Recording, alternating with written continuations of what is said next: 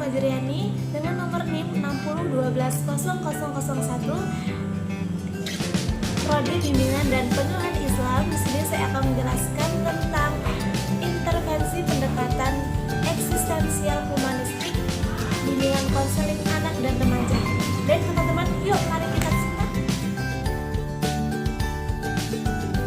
Baiklah, sebelum kita ke materi, saya akan menjelaskan ada 4 pembahasan yang wajib kalian ketahui semuanya teman-teman.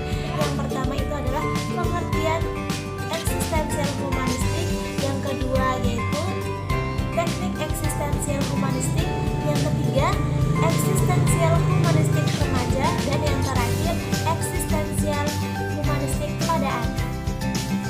Baiklah teman-teman, pengertian eksistensial humanistik ini yaitu mempercayai bahwa individu memiliki potensi untuk secara aktif memilih dan membuat keputusan bagi dirinya sendiri dan lingkungannya. Teori ini sangat menekankan tentang kebebasan yang bertanggung jawab. Jadi, individu diberikan kebebasan seluas-luasnya dalam melakukan tindakan, tetapi harus berani bertanggung jawab sekalipun menanggung resiko baginya. Baiklah, yang kedua itu prinsip dan konsep eksistensial humanistik, di mana eksistensial humanistik ini sangat tepat digunakan dalam rangka pengembangan kepercayaan diri serta mencari jati diri dari seseorang konseling. Nah, konseling ini tidak serta-merta memberi layanan untuk menyelesaikan permasalahan konseling secara langsung, akan tetapi konseling ini memberikan layanan untuk menyelesaikan permasalahan konseling melalui konseling itu. Maksudnya, konseling ini mengadarkan konseling terhadap semua tindakannya dan juga meningkatkan kemampuan pada konseling itu sendiri dengan upaya-upaya membantu konseling untuk lebih mengenal dirinya sendiri serta menemukan di mana letak kemampuan konseling itu sendiri. Adapun konsep utama pendekatan eksistensial humanistik oleh Carroll, yang pertama itu kesadaran diri. Kesadaran diri ini yang dimana manusia memiliki kemampuan untuk menyadari dirinya sendiri.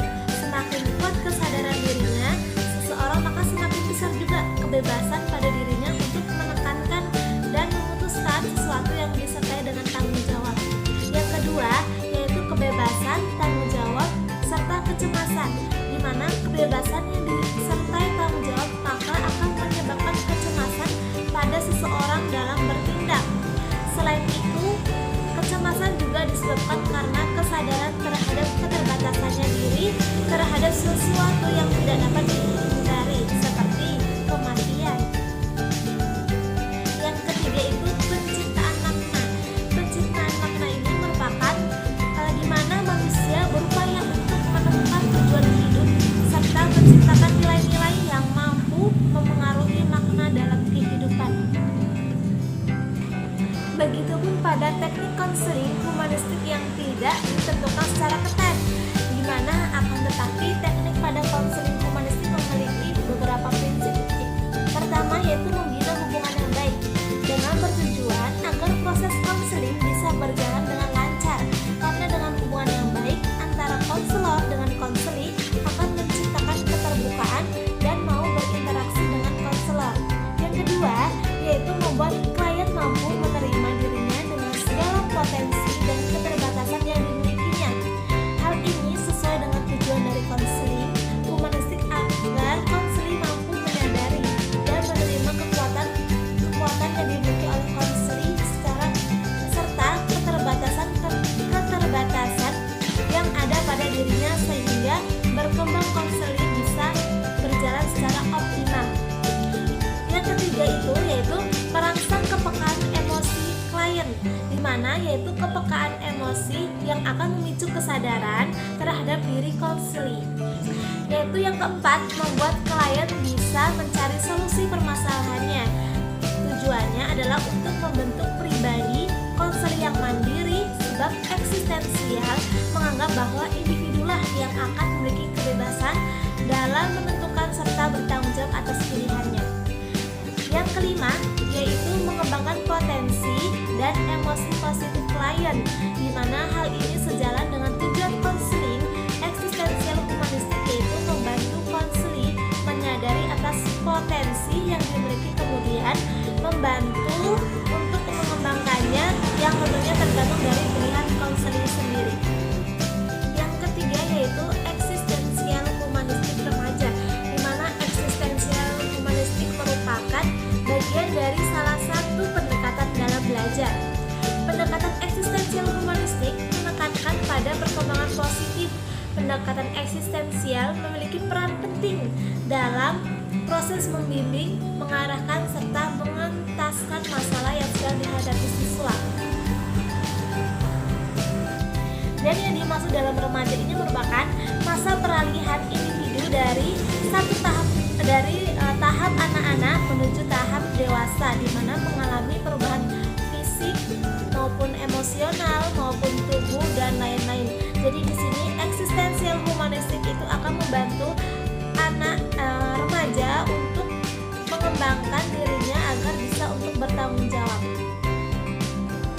Baiklah, yang keempat itu eksistensial humanistik pada anak, di mana eksistensial humanistik ini sangat berperan cukup besar, yaitu membimbing murid dan terus memotivasi dalam belajar dan juga memberikan tanggung jawab terhadap pembelajaran yang akan mampu mempengaruhi hasil belajar di masa yang akan datang.